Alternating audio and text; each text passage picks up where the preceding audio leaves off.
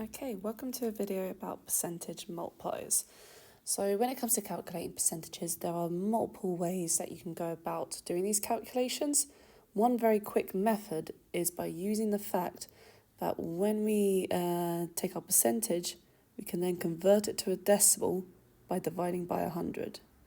So for example here, I've got 25%. Now remember, dividing by 100, if you can't see decimal point, it's at the end and it's going to move 2 spaces forward. So as a decimal, that would just be 0.25. In my next example, again, decimal point would be at the end if we can't see it. Moves 2 spaces forward. Now in front of that 3, so that'll be 0.38. And we can keep doing that for all the rest of them. Don't need to have that 0 at the end, so we can just leave it 0.7, but 0.70 wouldn't be an issue either. And then just keep in mind here, if there is a gap on that jump, there is a 0 that's got to fill in that spot. So that would be 0.03 and 0.05. And then we can go further.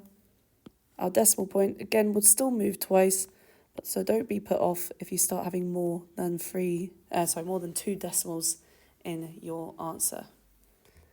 And here on this last one, again, decimal point moves twice. Fill in that gap with that 0, so it's going to be 0.002. And once we've got these multipliers, we can then use it to help us do some quick calculations. So here I've got a few finding a percentage of an amount. So my first one, I want to find 60% of 540. Well, remember that 60% can be rewritten as 0.6.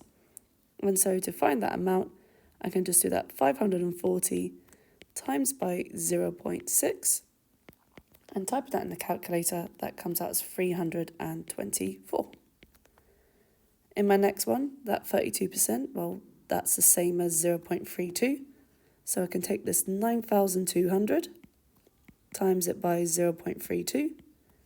And when I type that in the calculator, it comes out as 2,944.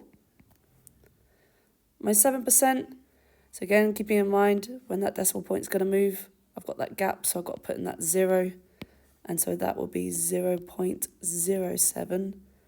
And so then taking that 46, same as before, times it by that 0.07, typing it in the calculator, I end up with this 3.22. And in my last one, again, decimal point is going to move twice. And so that is just going to be the same as 0.005. So I'm going to take that 872, times it by 0.005, type it in my calculator, and that gives me at the end 4.36. And then we can go a further step. Once we now are comfortable with our percentage multipliers, we can use it to speed up our increase and decrease. So here I want to increase 820 by 65%. So we've got to think of it this way, that 820, that is the beginnings of our 100%. And we're increasing by that 65.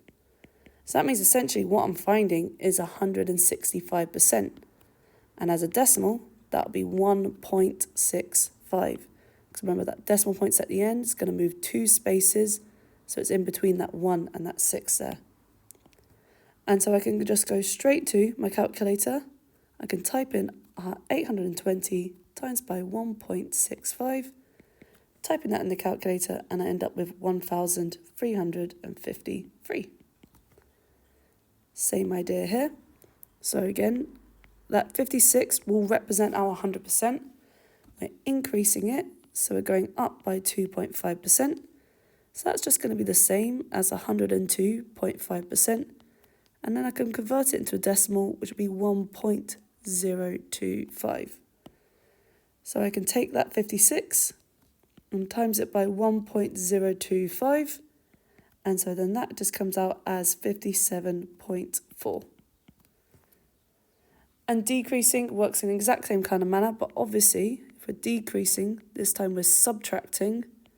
And so 100%, take away our 5% is just going to be 95%, which would just be 0.95. So we're going to take that 5,300, we're going to times it by 0.95, and that just comes out as 5,035. And on my last one here, again, that 130, that represents 100%. We're wanting to get rid of and decrease it by that 0.6%.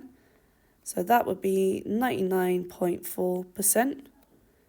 And then again, dividing it by 100 to change it to a decimal, 0.994. And so we're going to take our 130, times it by 0.994, typing that in the calculator comes out as 129.22. So that's how to use our percentage multipliers, and by utilising these, we can then speed up further calculations such as compound interest.